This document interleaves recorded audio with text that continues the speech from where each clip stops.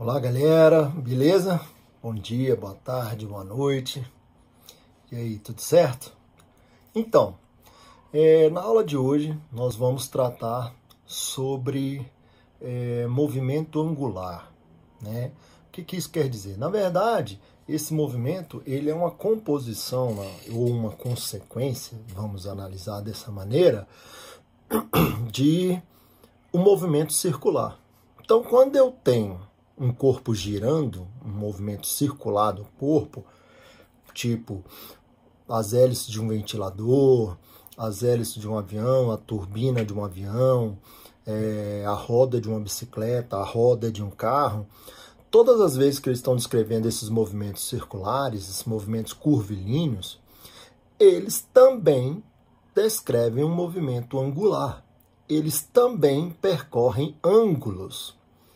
Tudo bem? Então, por exemplo, se eu falo na rotação de uma roda qualquer, seria analisar o movimento que essa roda vai estar fazendo ao redor do seu eixo. Mesma coisa a Terra. Se eu falar em rotação da Terra, é o movimento que ela faz em relação ao seu eixo. O ponto da extremidade da Terra, na superfície da Terra, ele está descrevendo uma trajetória circular, então, consequentemente, ele também está percorrendo um ângulo em relação a esse eixo. Se eu falo movimento de translação, não seria o movimento circular variado da Terra? Então, nessa trajetória curvilínea, nessa elipse que é realizada, eu tenho também um movimento angular. Ou seja, ele vai estar percorrendo um ângulo em relação ao centro da elipse, ou no caso, no caso do sistema solar, em relação ao Sol, que está em um dos focos dessa elipse. Então, todas as vezes que nós tivermos corpos em movimentos circulares, eles também descrevem movimentos angulares. E aí, uma outra coisa que acontece é que nós não falamos em posições lineares, ponto A, ponto B, ponto C, ponto A 2 metros, ponto C 5 metros, ponto B 3 metros. Não tem essas sequências de pontos que nós falamos? Nós vamos poder ter também sequências de ângulos. Então, ele estava com um ângulo de 30 graus, depois passou para um ângulo de 40 graus, 50 graus e assim por diante, né? Os ponteiros de um relógio. A cada segundo, ele vai percorrendo um certo ângulo até completar uma volta. Tudo bem? Em relação ao seu eixo de rotação. Tranquilo? Então, a primeira ideia que nós vamos ter é que toda vez que um corpo descreve movimento circular em relação a um ponto, ele também estará percorrendo ângulos. Ele também estará tendo movimento angular. Beleza? Vamos a algumas características, algumas observações, algumas anotações que nós vamos fazer aqui nesse vídeo. Valeu? Então vamos lá, continue aí. Pois bem, quando se fala em movimento, né? Quando a gente fala em movimento, nós estamos falando em algo relacionado com variação de posição. Tudo bem? Tranquilo, né? Quando se fala em variação de posição em um certo tempo,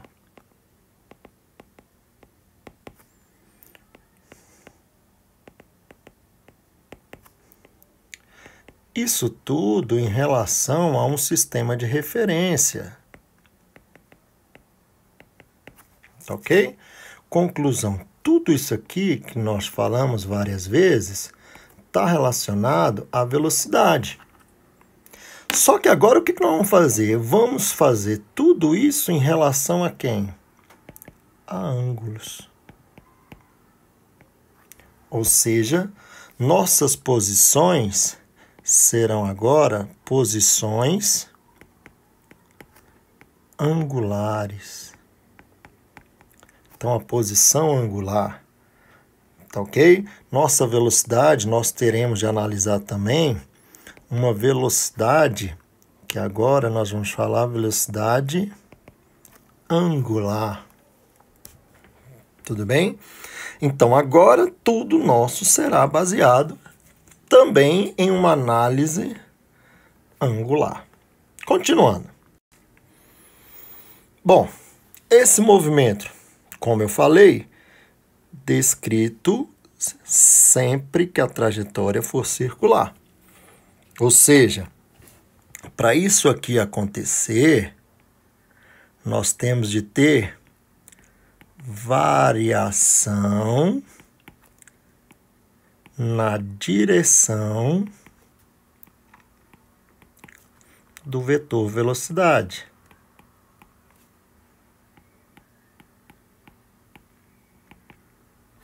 Tudo bem? Nós temos de ter variação no vetor velocidade. Beleza? E aí, o que acontece? Ele estará mudando, variando posições lineares, que a gente usava como sendo S, né? E posições angulares, que agora será um ângulo. Θ, beta, alfa, qualquer ângulo desse. Tudo bem? Se eu tiver um movimento circular uniforme, isso aqui quer dizer que é um movimento constante. Ora, se ele é um movimento constante, então isso quer dizer que ele é um movimento igual. Então, essas posições vão estar variando de maneira constante. Essas posições vão estar variando de maneira igual. E aí vocês sabem, lá da análise matemática, que eu tenho aqui um arco.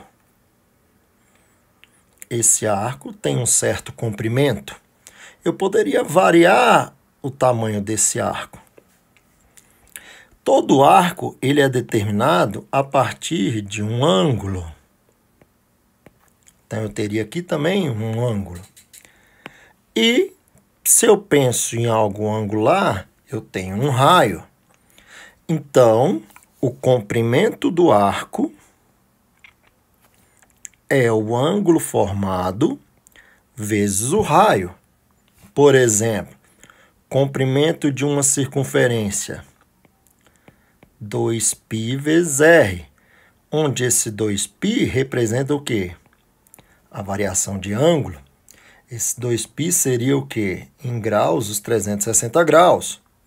Então, o comprimento descrito por um arco, ou a variação de posição de um arco, é a variação do ângulo, tudo bem? Vezes quem? O raio daquela circunferência. Beleza? Vamos lá. Bom, eu posso ter um corpo qualquer, um móvel qualquer coisa, descrevendo esse movimento angular. E ao descrever isso, ele terá uma velocidade linear e terá uma velocidade o quê? Angular. O que vem a ser essa velocidade linear? Rapidez para ele percorrer deslocamentos lineares. Então, por exemplo, se eu tiver aqui uma circunferência, aí ele sai aqui do ponto A e vai aqui para o ponto B. Esse arco aqui formado é o deslocamento linear. Tudo bem? Tranquilo? Agora, o que acontece? Ao mesmo tempo que ele teve esse deslocamento linear, ele também vai ter um deslocamento o quê? angular. Então, a velocidade angular é a rapidez com que ele tem um deslocamento que angular. E esse deslocamento angular é o ângulo aqui que ele percorreu. Então, por exemplo, jogando números, esse deslocamento linear, vamos supor que fosse 1 metro. Ele sair do ponto A e chegar até o ponto B.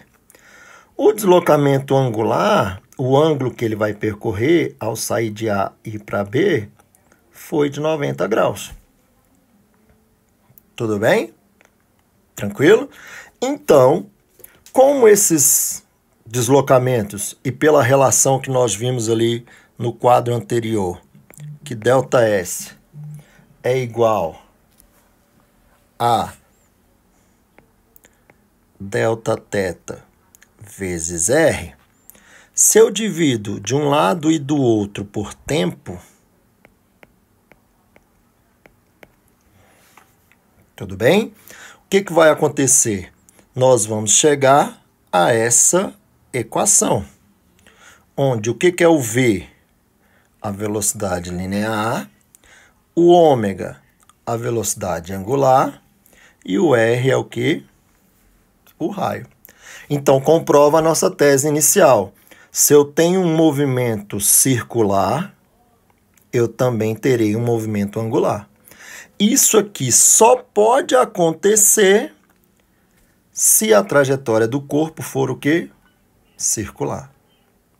Beleza? Então vamos.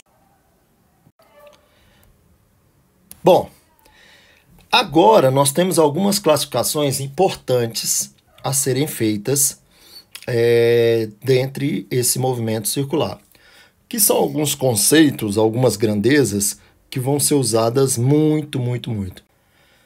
A primeira delas, período. Período é uma relação de tempo. Todas as vezes que falarmos em período, nós estamos mencionando tempo. Tempo para quê? Tempo para o móvel completar uma volta, um ciclo. Então, completou uma volta, a Terra completou uma volta ao redor do seu eixo, é um período. A Terra completou uma volta ao redor do Sol, é um período. Como é uma relação de tempo, nós temos aqui as unidades de tempo sendo as unidades características aí, tá? A outra grandeza que nós temos, que é o inverso do período, é o que nós chamamos de frequência. Então, o que é o período?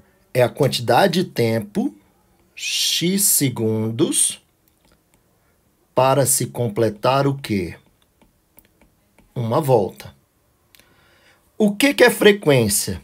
Seria x número de voltas que eu completo em uma unidade de tempo, 1 segundo, por exemplo. Então, representa o número de voltas ou ciclos em uma unidade de tempo. Ou seja, em 1 segundo, em 1 minuto, em 1 hora, em 1 dia. Tudo bem? Tranquilo? Então, vamos lá. As unidades. Sistema Internacional, Hertz ou rotações por segundo. Rotações por minutos também é uma unidade possível, tá? Então, eu tenho aqui a relação existente entre rotações por minuto e Hertz, né, no caso. Então, se eu quero descobrir as rotações por minuto, eu pego o valor em Hertz e divido por 60. Se eu quero achar o valor em Hertz, eu pego o valor de rotações por minuto e multiplico por 60. Período e frequência possuem uma relação inversamente proporcional. Um é o inverso do outro. Então, se eu gasto lá 2 segundos para completar uma volta, isso aqui é o meu período. Tudo bem? Tranquilo? Eu tenho 2 segundos a cada volta. É o tempo que eu gasto. Beleza? A frequência seria o inverso disso.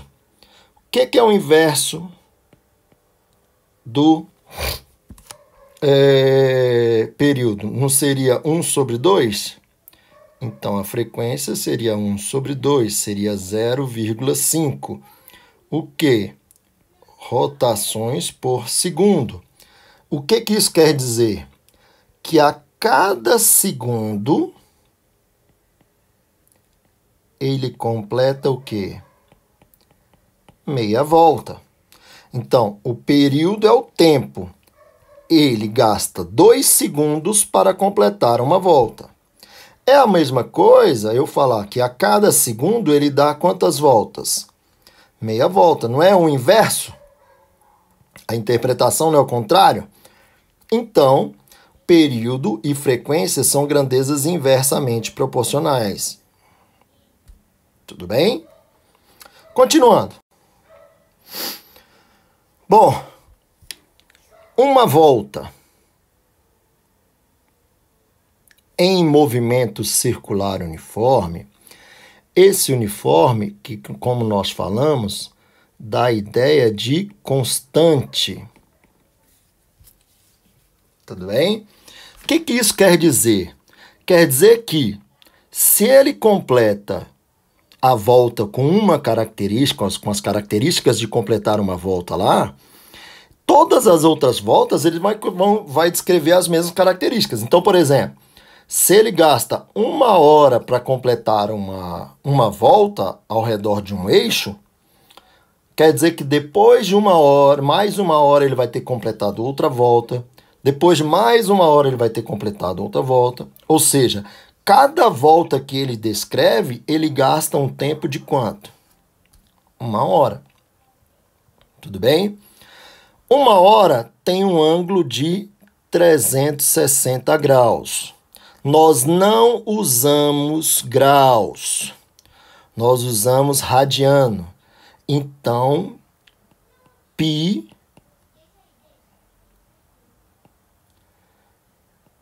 radianos equivale a 180 graus. 2π radianos equivale a 360 graus. Π sobre 2, não é a metade de 180, equivale a 90 graus. E aí vamos lá. A velocidade angular, ela é determinada como sendo um ângulo que percorre pelo tempo, não é isso?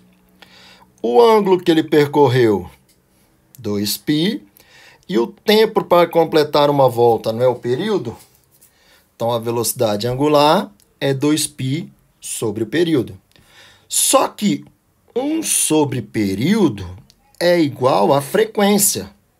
Então, eu posso representar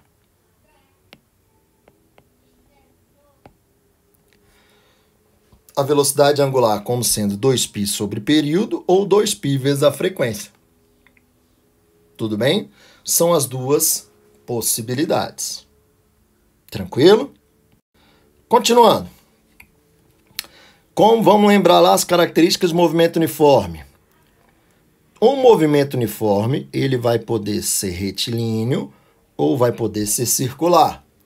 Ou seja, a trajetória pode ser uma reta, onde a direção, a orientação dele seria constante, não é isso? Sempre a mesma durante o seu movimento. Por que sempre a mesma? Porque não vai poder mudar o sentido, afinal o módulo é constante, então eu não tenho nenhuma aceleração. Agora, no movimento circular uniforme, não. Eu tenho mudança na direção da velocidade, como nós falamos anteriormente. Só que o módulo permanece o mesmo. Tudo bem?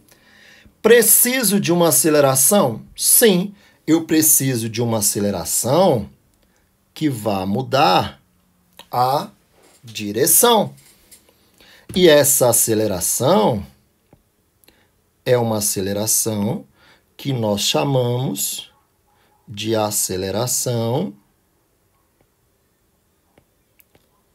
centrípeta. É a aceleração que vai o quê?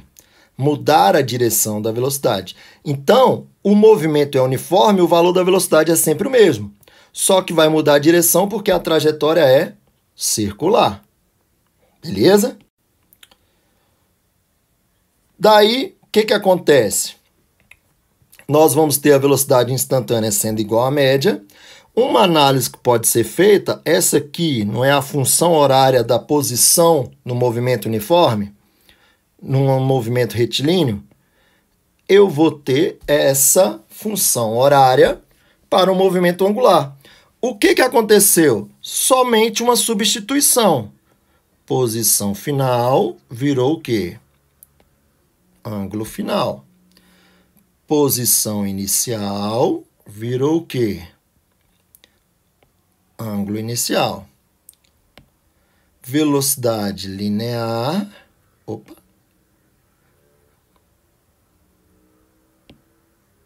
Vamos voltar. Velocidade linear virou velocidade o quê? Angular. Tudo bem? Não é muito usado isso em problemas, mas pode vir a acontecer. Bom, nós poderemos ter transmissão de movimento. Típico problema é o que acontece aqui no caso da bicicleta, onde eu tenho um conjunto coroa, catraca e a roda. A roda vai girar, por quê? Porque a catraca girou. Que por sua vez só vai girar porque a coroa girou. Agora, quem efetivamente gera o movimento? A coroa. Só que ela, o movimento dessa coroa, através da corrente, é transmitido aqui para a catraca.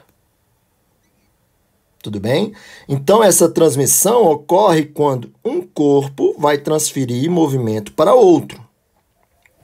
Neste caso, eu posso analisar várias coisas. A primeira análise que eu vou fazer é entre a coroa e a catraca. O que elas vão ter em comum? A velocidade linear. Então, a velocidade linear dessa coroa é a mesma da catraca. Por quê? Porque é a mesma velocidade de quem? Da corrente. Então, se a coroa tiver uma velocidade de 10 metros por segundo, esses 10 metros por segundo, eles representam a velocidade de quem? Da coroa, da corrente e da catraca. Por quê? Porque quando o pedal aqui, ó, dessa bicicleta começa a girar contra o outro. E automaticamente começa a girar nesse mesmo movimento linear a corrente, que automaticamente começa a girar a catraca. Então, analisando coroa e catraca, eles terão a velocidade linear da coroa igual à velocidade linear da catraca. Aí temos as conclusões. Bom, velocidade angular. Velocidade angular é o ômega. E o raio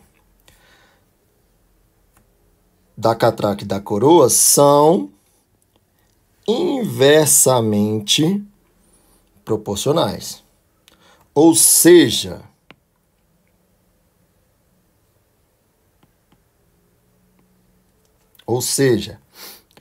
quanto maior o raio, menor a velocidade angular.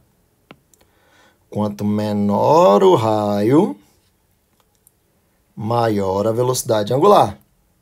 Então, aqui, ó, Aqui está a coroa. Aqui está a catraca. As velocidades lineares deles são iguais, beleza. Só que eles vão girar do mesmo jeito? Não. Quem gira mais rápido? A catraca. Por quê? Ela gira mais e gira mais rápido porque o raio dela é o quê? Menor. Então, quem tem menor raio tem maior velocidade o quê? Angular. Quem tem maior raio tem menor velocidade o quê? Angular. Tudo bem? Substituindo velocidade angular por 2π vezes a frequência, nós chegamos a essa relação aqui, ó. E aí, essa relação aqui. Qual é a análise que a gente pode fazer? Frequência e raio. Frequência e raio terão também uma relação inversamente proporcional. Vou mudar.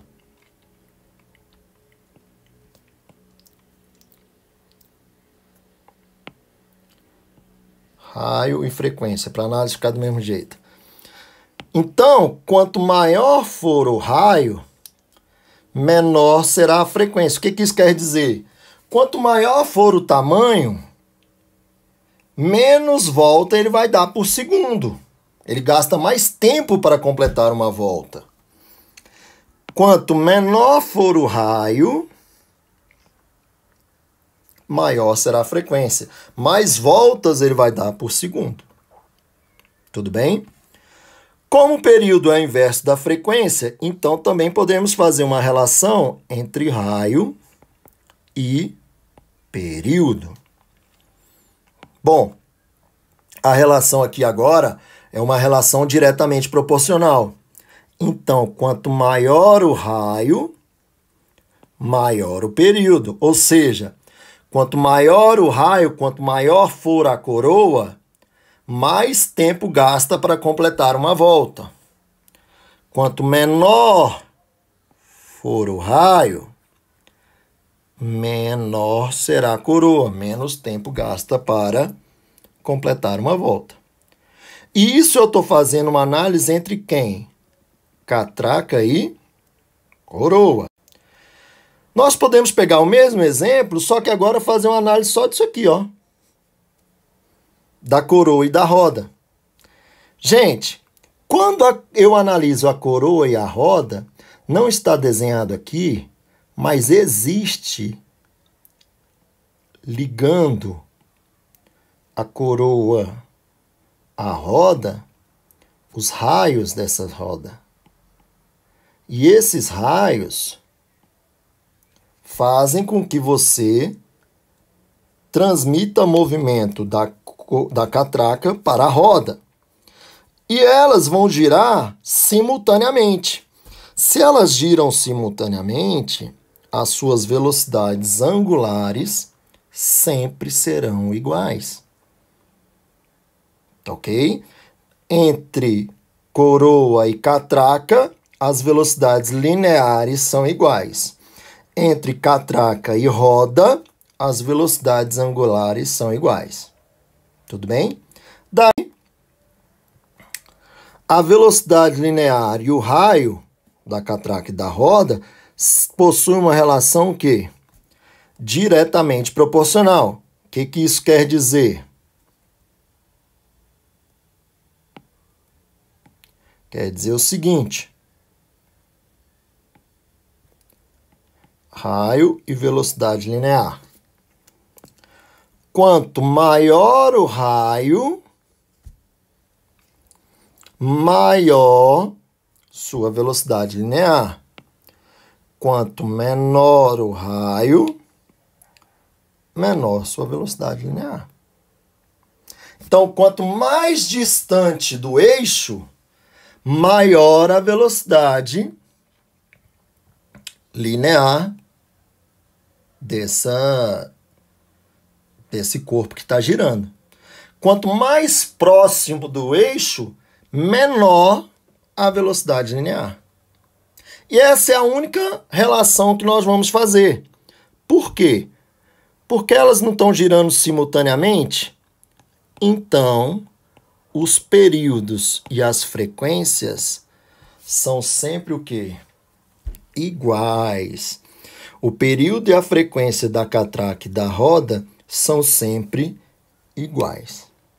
Beleza? Espero que tenham gostado. Qualquer dúvida, comente aí, faça aí pelo YouTube mesmo, tá? Valeu, obrigado pela atenção. Um abraço, fiquem com Deus, curte aí. Valeu, um abraço.